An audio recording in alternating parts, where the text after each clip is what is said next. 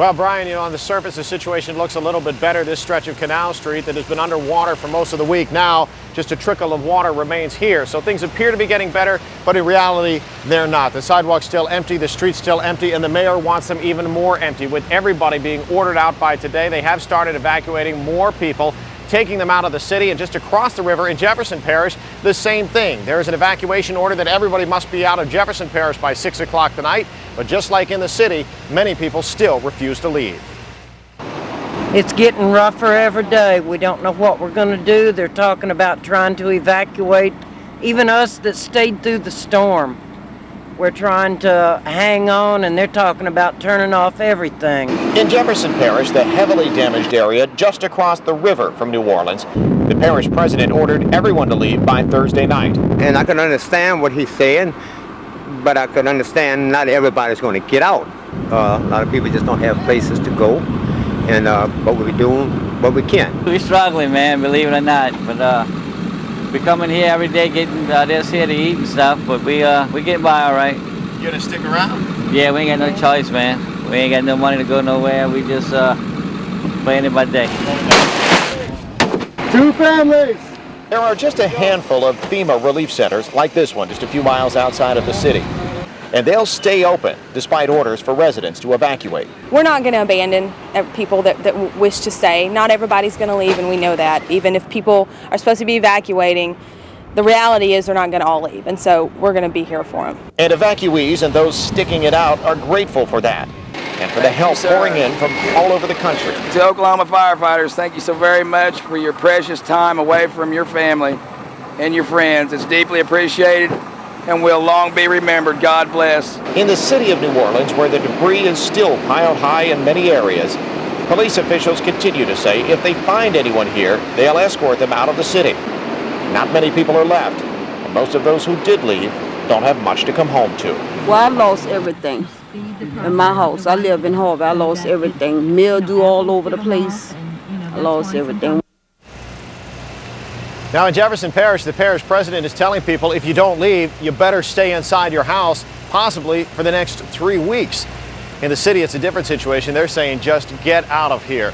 In the meantime, there is one slight glimmer of hope. We did find 2 gas stations that opened up just about a mile or so outside of the city. The lines were long. We'll have more on that and the recovery efforts that continue coming up at 10 o'clock. Sean and Brian, back to you. Hey, Steve, I think we can all understand the deep-rooted urge for people to stay in their homes. However, while a shelter may be far away, it may displace them, but they have food at least. They have water at least if they leave. How are those people that you're talking to think that they're going to survive?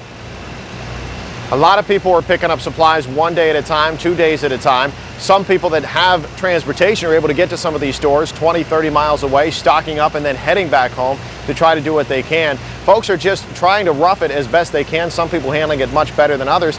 Some folks here, especially in the French Quarter, tell us admittedly they were homeless to begin with. They have nowhere to go. Some folks who did have homes and lost them or have homes that are barely standing that want to stay in them tell us the biggest problem is they have money in the bank, but they don't have any access to it. They said, how can we go anywhere if we can't get to the banks, if we can't get to an ATM machine? So those are some of the concerns, but some folks, Brian, just being very stubborn, quite frankly, and not wanting to leave their homes. Well, understandably so. This city had more than 500,000 residents 11 days ago. Right now, there are only 10,000 people that call New Orleans home. They're still trying to get the remaining 10,000 or so out of here, but a lot of people are staying here. They don't want to leave. One thing we found out tonight, while New Orleans police are not exactly forcing people out, strongly suggesting that they leave, they are taking police matters very seriously here. We found out firsthand in just a few minutes, they are not messing around. It's hard to imagine a response like this to a barricade situation in any other city. But here in New Orleans, police aren't taking any chances. They thought a man was inside with stolen weapons. In came the National Guard, federal police, even a special ops unit from Greenbelt, Maryland. It turned out no one was inside, but police did recover a number of guns. A reminder that not all of the bad element has left the city. We don't want to hurt anybody, okay? If we got to defend ourselves or if we got to defend the citizen here, we're most certainly going to do it. You were doing that. You weren't returning fire. You actually physically... When we have to return fire, we don't have any qualms about doing it. Every day is still a challenge for New Orleans police officers who know a number of their fellow officers died in the storm. Many others are left with memories they'd love to forget. I went into that convention center on multiple occasions, and every time I went in with every SWAT team member that I could get my hand on. What was it like when you were inside? Chaos. Sums it up right there, chaos. Just filled wall to wall with people?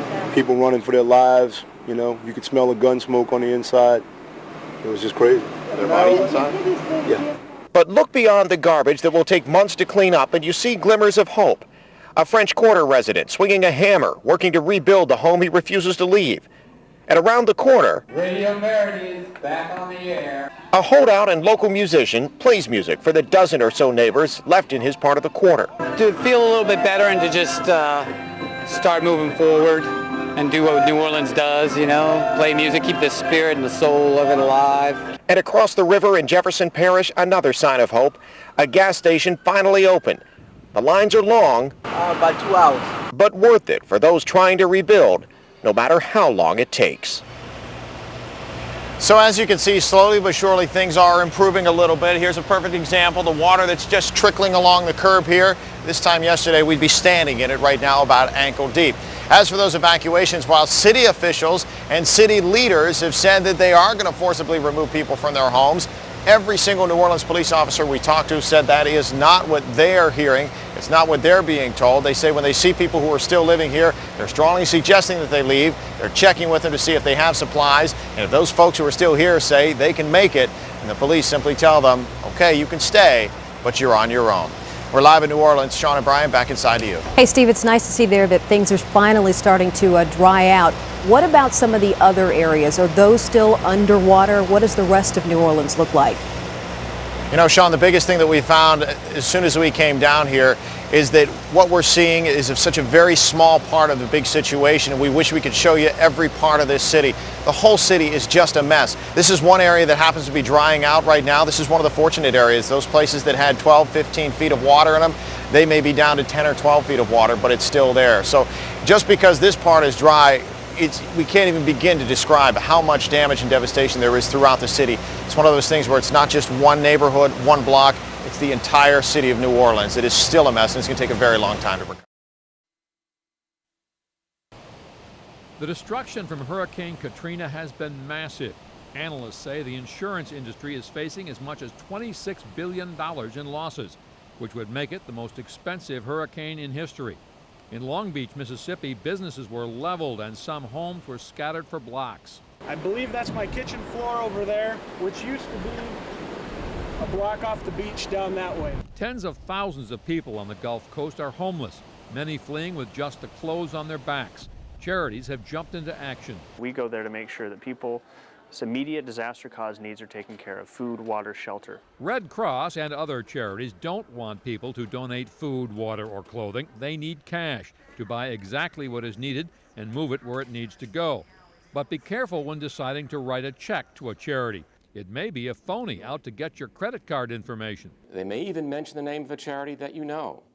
Be careful, because we do see in the wake of these disasters operators who will try to gain access to your personal financial information because your guard is down and you're emotionally involved and you want to help. To make sure a charity is legit, check out the Better Business Bureau Wise Giving Alliance website at give.org. On the website and in a booklet, it rates known charities in terms of accountability for your contribution. A major reason to check out your charity is to find out how much of your contribution will go to overhead. The Red Cross says 9 out of every $10 goes for actual disaster relief. The Wise Giving Alliance says givers should avoid charities that use more than a third of your donation for administrative costs. Patrick McGrath, Fox 5 News.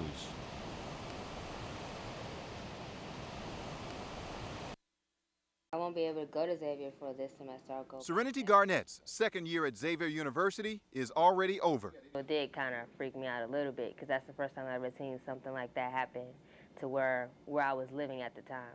1 week after classes started, campus is closed, courtesy of Hurricane Katrina. It really wasn't, nothing really was going through my mind. I was just thinking, oh, another hurricane won't be that bad. But it was that bad. Flooding, massive destruction, an entire city underwater. Serenity ended up driving to Houston just 2 days before the storm. I was really scared, because I really wanted to go there. I really wanted to continue my education there. And then when I found out that it was flooding and roofs are falling all off, I was getting a little worried about how I probably wouldn't be able to go back there ever again. Serenity's mom, Cheryl. And to watch people who had lost loved ones and who were sort of stranded and didn't know where to go, didn't know where they were going to get their next meal from, to find their families. It was just really heart-wrenching. Serenity is one of thousands of college students with no college to go to.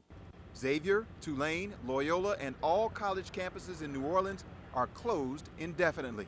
We want to make sure that there is no lapse, that their goals, their dreams, their aspirations to higher education are not deterred or otherwise interrupted. Leslie Baskerville is president of the National Association for Equal Opportunity in Higher Education. So we need some coordination or contact people at the various universities or pickup points so we know where to send these buses.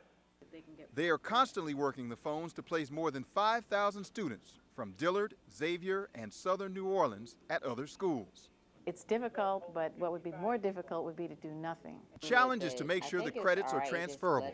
Like a lot of other students, Serenity lost a lot of her possessions, but she still has her hope and loyalty to New Orleans and Xavier University. And just hopefully I can graduate there, because that's really where I want to go. Wisdom Martin, Fox 5 News. The water is starting to recede in this area, but there is still a lot of work that needs to be done. The mayor has made it clear he wants everybody out of the city by Thursday, but some people refuse to leave. At Interstate 610 in the Orleans Parish, water rescue teams are launching their boats, searching for people still trapped from the storm. Dr. Kevin Collins is the lead physician. Well, most of the people who are pulling out are people walking healthy, but just have not been drinking and had much to eat. EMS teams and triage units have been set up for the evacuees. As they waited, we went on a search mission with Senior Agent Rusty Perry of the Louisiana Wildlife and Fisheries Commission. Inside what appeared to be an empty apartment building, dogs were trapped with no place to go. Cars were buried underneath the water. We're here in the St. Bernard public housing area. Rescue teams say they've actually been able to get some people from inside the buildings, but there are people who remain behind who are refusing their help in spite of the flooding. A lot of people just don't want to leave their homes, I guess, the main thing. You know, they're unsure where they're going. There's still a lot of people there now that mistrust a lot of what's going on and are unwilling to come and get the help and get them out and evacuated. City leaders say there are thousands of people who are still trapped and need to be rescued. And since most won't leave on their own, rescue teams have their work cut out for them. No, he's there. Yeah. He doesn't want to leave. Yesterday. Oh, really? So how are you gonna do that? Sweet talking. For now, city leaders are calling this a mandatory evacuation, but they plan to deal with the people who need to be evacuated first before they focus on the people who refuse to leave. Reporting in New Orleans, Wisdom Martin. Now back to you.